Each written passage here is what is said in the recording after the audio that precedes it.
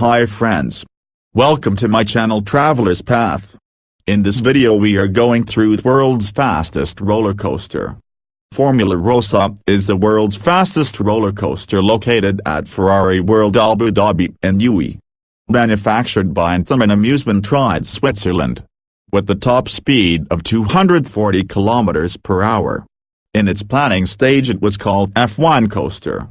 On November 4, 2010 the roller coaster officially opened to the public. The coaster train accelerates to its top speed in 5 seconds using a hydraulic launch system, which generates a release velocity similar to that of steam catapults on an aircraft carrier. The initial acceleration from standstill reaches 100 km per hour in 2 seconds, beating the best commercially available supercar. Riders experience up to 1.7 g-force during acceleration, and up to 4.8 g-force throughout the ride. The roller coaster track is 2.2 km in length, ranking it 6th in the world for steel roller coasters.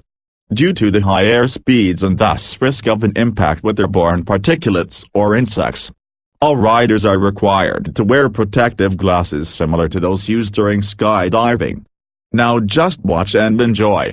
Don't forget to subscribe the channel for more videos.